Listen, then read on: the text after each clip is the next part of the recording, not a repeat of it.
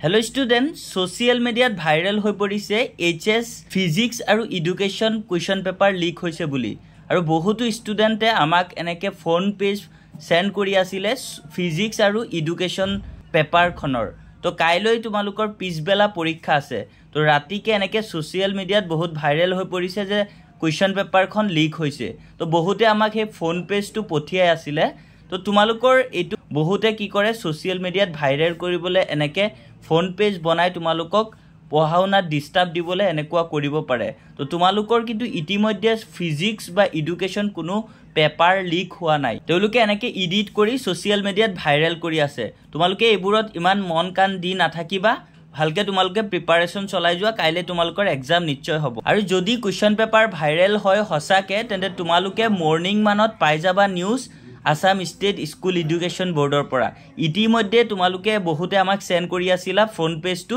হেতু এনে এডিট কৰা পেপাৰ হয় আসলতে তোমালোকৰ পেপাৰ ভাইৰাল হোৱা নাই তো তোমালোকে এইবোৰত ইমান ভাবি নাথাকিবা ভালকে প্ৰিপাৰেচন চলাই